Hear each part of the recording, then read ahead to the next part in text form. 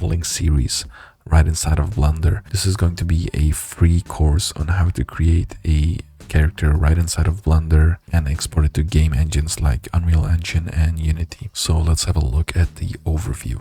The first video, which is this one, is going to be the intro as well as an overview of what you need to know inside of Blender. Alright, now what we're going to do after the overview, the video after that is going to be the concept. So while we all have the same concept, as you will see in a second, this is the area where we're going to talk about a little bit of storytelling and what the purpose of the character is going to be. Alright, so imagine what game universe is your character going to live in. Is the character like an archer or an attacker, defender, like whatever you want to call it, you know, whatever terms every other game uses, like RPG games or open world games. Once we have our concept, we're going to start sculpting the model, because I think this is the best way to go about creating without having to worry about topology and all that stuff just yet. Now, after we finish the sculpt, we're going to look at a little bit of modeling, because stuff like weapons and, you know, secondary items, we're not going to sculpt those. We're just going to directly model them in Blender. For one, you will learn a lot about how to model inside of Blender, but also you won't have to deal with doing retopology, which is the next step. Retopology is basically going back to the sculpt that we did and making sure the topology, like the way the wireframe of the model looks, is clean and low poly. Now, that second part is important for video games. We cannot have video game models that are made up of millions of polygons. And I get like Unreal Engine has nanites and stuff, but even then it's not a good workflow. So we're gonna go according to this workflow. So after we've done the retopology, we're gonna UV unwrap the model. What this basically means is setting up the model so that we can texture on top of it. Now, what we're then gonna do is a process of baking, which basically means we're going to grab all the details that we made during the sculpting phase. What this basically means is we're going to grab, oh look at laser. So we're basically going to grab everything from the sculpting and apply all the details onto our low poly, because you have to understand the low poly model will not be as detailed as our sculpted model. That's why we did it in this order. This is called a high to low poly workflow, which I'm going to mention in a second.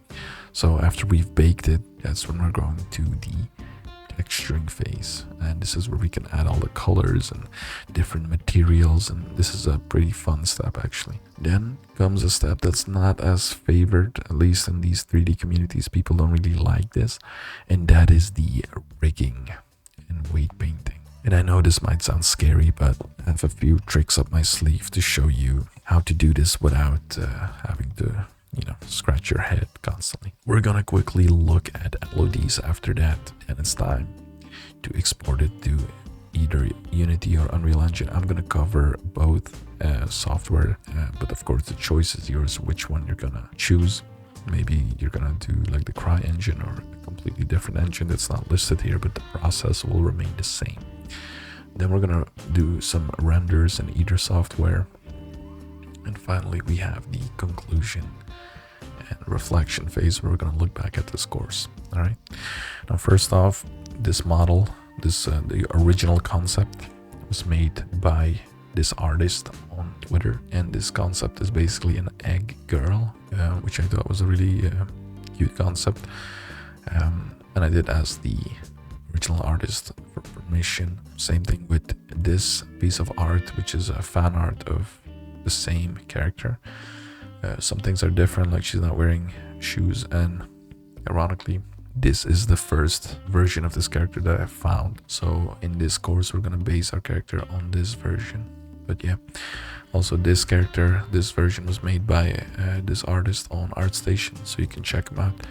Also put links of their profiles in the description below if you want to check them out. Earlier I mentioned a high to low poly workflow. This is essentially what that means, okay? Imagine we have this monkey head in Blender and it's full of topology. And in reality it might be even crazier than this.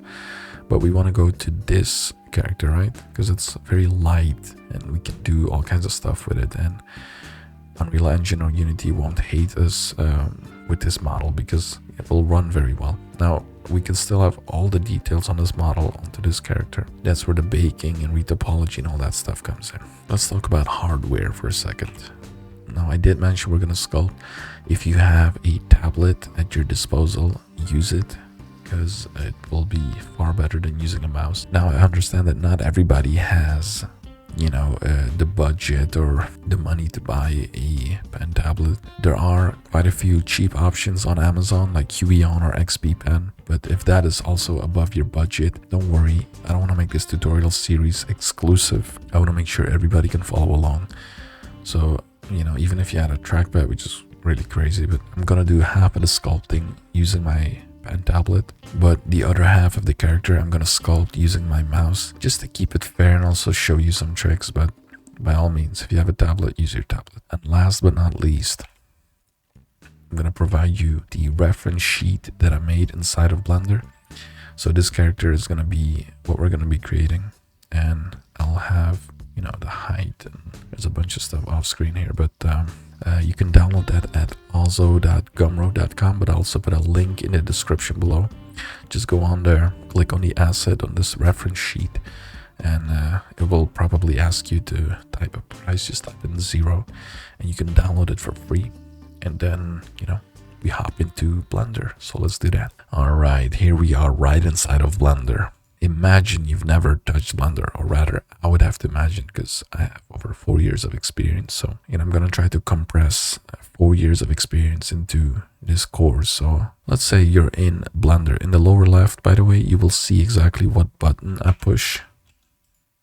So if I push something like several times, you will see all of that in the lower left, okay?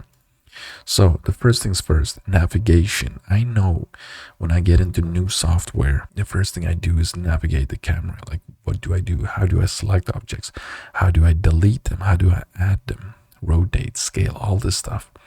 So the way you move in Blender is by holding down the middle mouse button and just moving your mouse while holding down that button. Now, let's say you don't have a middle mouse button for some reason. I don't know, maybe you lost it. Maybe, you know, your cat ate your middle mouse button.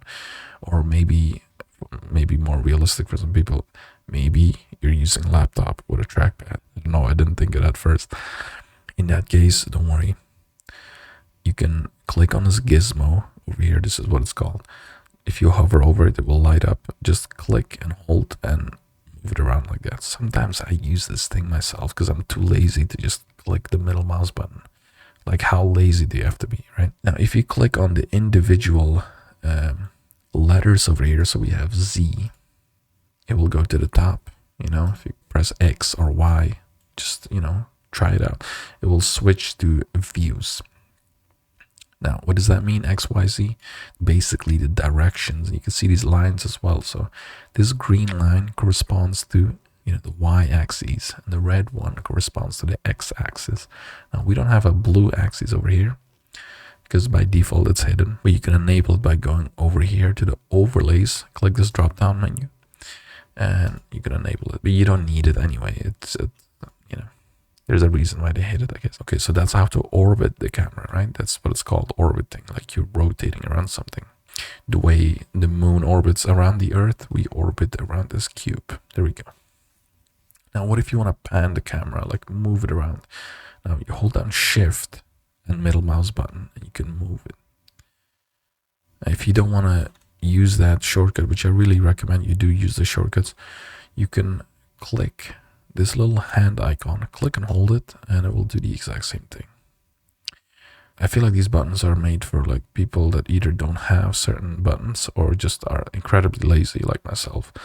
So sometimes you guessed it, if you click and hold this, it will zoom in and out. And the shortcut, of course, is holding down Control and middle mouse button, and it will do that. Now, if you want to switch to views, like I said before, you can either click this, but if you want to use the shortcut, hit tilde on your keyboard, which is like the button left of the 1, right? Like the little swirly icon, I guess. Hit that and hold it in, or just click it once. Click it once, you will have this pie menu, or hold it, and yeah, you can select front, left, right, whatever you want to do. Yeah, that's how I use it. Now, we have right here a few items. We have this cube, this box, we have this triangular thing, whatever it is, and this little circular thing. Now, are these things important? Absolutely not. There's actually a meme in the Blender community that people always delete this thing and just create a new cube. Let's just delete everything, okay? So press A to select everything, or just click and drag. Now, if by any accident, by the way, you cannot click and drag and we'll do this, it's probably because you hit W in your keyboard, and what that's going to do is it's going to cycle through the different selection modes. But if you go to the upper left, click and hold, and you can manually select it. So you can select lasso, that allows you to select things like this. And you know, there's many different ones, but let's go with a box, the standard one. So click and hold, or just press A, and then press X and delete. So X is always to delete stuff. Now let's create something, okay? The creation menu, whether it's here or in the shader editor or whatever, is Shift A. That's how you create stuff. Now you could go, if you don't want to use Shift A, you can go up here and press Add. Actually, until now, I never realized there was a menu up here, but Shift A is the way to do it. Shift A, and then there's a lot of stuff here which is scary. What is it and what does it do? Just try it out, you know, don't be scared, just try it out. But Shift A, Mesh, Cube.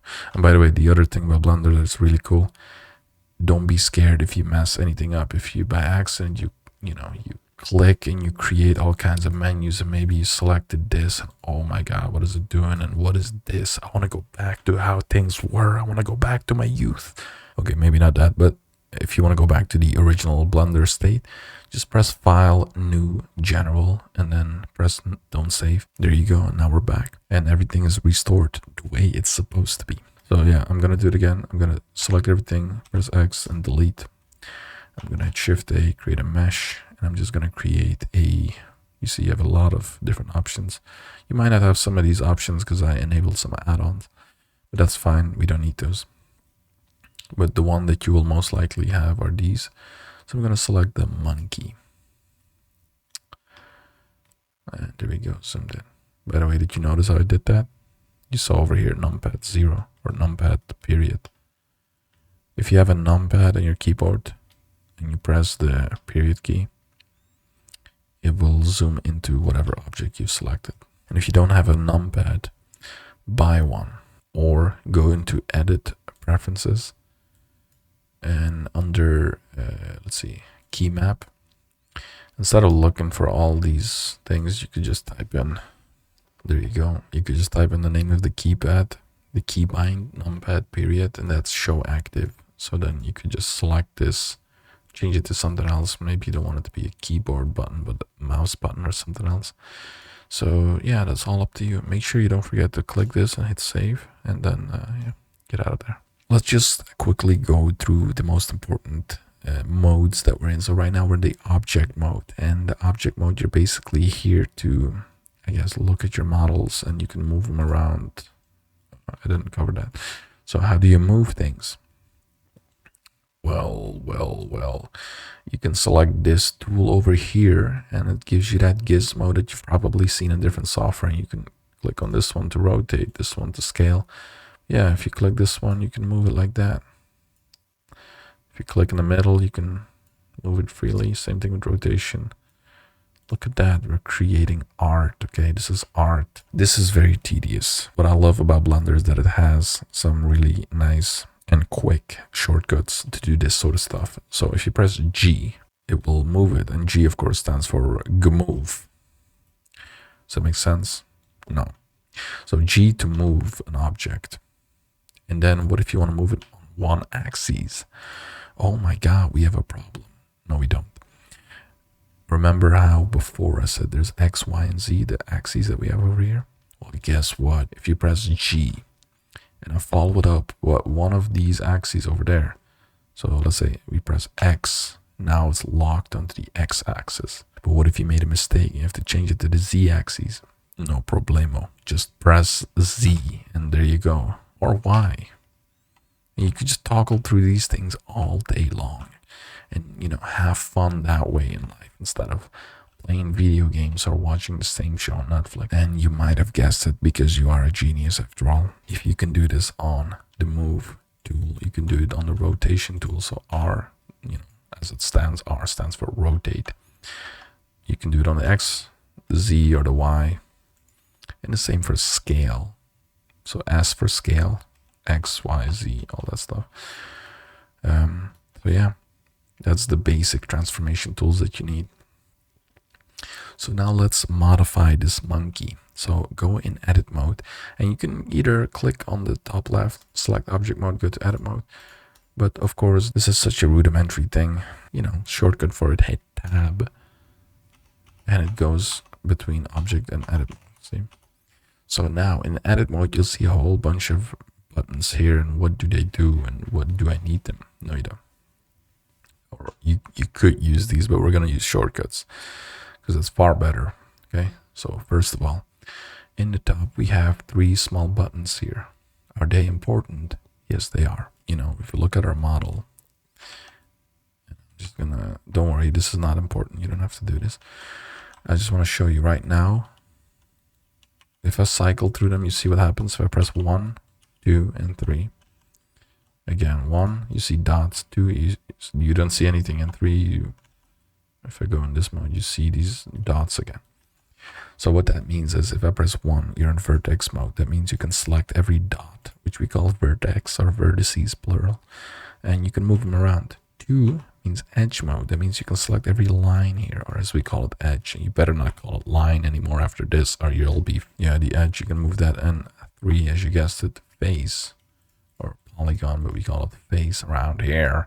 So you select the face and you can move that. Very cool. And that's how you can model, you know. You can select a few of these things. And by the way, don't worry, when we get to the modeling, I will explain everything that I'm doing. I'm just really just making sure you get a feel for Blender. So again, play around with all these tools and see what they're doing. If you want to have 2 shortcuts, already play around with some stuff. First of all, go into circle select. So you can click and hold and it will select a whole bunch of stuff. Press I for inset, and then move your mouse to the left. Or you can use one of these tools over here, inset faces, and then press E to extrude. That's all I'm going to say. Inset and extrude are one of the most common modeling tools that you'll be using. Again, you can forget all of this right now, but just play around with it and have fun with it above all. So out of edit mode, back into object mode, let's go into sculpt mode. Now you see there's a bunch of other modes as well, like vertex paint, weight paint, and texture paint. Vertex paint, you're most likely never going to use unless you're crazy like me. Weight paint, we're going to get to that later in this course. Texture paint, also we're going to get to that when we're going to texture the model. But for now, sculpt mode, one of my favorite, actually my favorite mode by far. So let's bring these brushes out. There's a whole lot of brushes here. Not as much as in ZBrush, but come on, ZBrush has so many useless. There's a lot of brushes here. The other day I actually counted how many I use. So in the past 4 years, I've been consistently using only 7 out of all these brushes. 7 brushes. And recently also another one called the paintbrush. But that's only if you see my previous videos, that's because I started vertex painting the models nowadays. Anyway, in order to sculpt this, you just select a brush, like let's say the draw brush or clay strips brush, and you click and you move stuff around. That's the easiest way to explain this to you. The radius is to make the brush bigger, but you can select F and just drag your mouse and make it bigger. And this is the part, by the way, where pen pressure comes in. If you have a tablet, there's this little pen icon next to both. That basically means if you have a pen tablet, which they always or often have pressure, this will use the pressure, you see. Just enable this and it will use your pen tablet's pressure. What have we created? What is this abomination? Let's see. There's a smooth brush over here. And yes, For those who have used Blender before, I know there's a shortcut to just hold down Shift and click. But you, like I said, you don't have to remember any of this sort of stuff. That looks pretty cool, actually. It's like a spaceship. I don't know what type of spaceship, but it looks like something. So just play around with this. You know, now usually I don't sculpt on this character, so let me delete this. And again, Shift A, Mesh, where we had the monkey. I'm gonna select UV sphere. Now this is my object of choice whenever I sculpt. So again, if I come into, you can hit Control Tab to get the pie menu, or you could just go in the top left. Control Tab, Sculpt Mode. Now with this thing, if I go in clay strips, and you notice like there's not much resolution here. One quick way to do that is by remeshing it. So if you press R, that's the shortcut, or in the top over here you can do it. So the lower this number is, the more like high quality it's gonna be. So be careful with that. But if you want to see how high quality it is, just press R once and it will give you this grid, and just move your mouse. But if it goes beyond this, so it's like invisible, and you remesh it, it's most likely going to crash your computer unless you own like a NASA computer. So I'm going to bring it down until like 0.5. I'm going to left click, and then to remesh it, you can either press remesh over here, or the shortcut is Control R. And now if I get to wireframe mode quickly. And by the way, to go into the different modes, I'm a little bit all over the place, but that's fine. It's just an intro overview video. But on the top, if you click this, if you toggle through these, it will show you a bunch of different views. But the one that we're going to work on is the second one. A shortcut for that is pressing Z. You have rendered, wireframe, material preview, and solid. But if you go to wireframe, you can see it's more dense now, right? So press Z again, go into solid, and now I can sculpt on top of this. If I use my pen tablet here, I can start sculpting. And if you've ever touched any sculpting software before, they always have a mirror tool, right? Well, Blender doesn't have any because we're not cool. In the top, you have this little butterfly. So if you press X, it's gonna mirror it in the X axis. So if I just do this, see? And same with the Y and Z, if that's what you want to do. I'm gonna create a blob or a crazy looking creature. There you go. Now you can do it. And just, you know, try out the other brushes as well, like scrape brush. What is this gonna do? Oh, it's gonna make it flat. Look how cool, mom. Making a time bomb. Wait a minute, that rhymed. Am I destined to be a rapper after this? The first Blender rapper. The crease brush, what is that gonna crease it? Oh, what? So yeah, all this, you know, snake hook tool that's gonna conjure snakes out of your model, so be careful with that. See? Now it looks like the face hugger or the thing from Half-Life. Now here's the thing, if this looks low poly like that, if I remesh this again, it's gonna put more geometry on those places. So yeah, give you already one trick for free right there. So there we go. When you're finished creating your abomination of a creature, I can tell you that you've done really well. Thank you for following this first video of the very much free course of this character modeling series. All right, so next week we're going to start with the concept of this character, like I said before. So yeah, make sure you hit that subscribe button with the bell notification icon turned on so you don't miss a video that I upload. You know, I upload every week on a weekend, so I'll see you guys in the next video.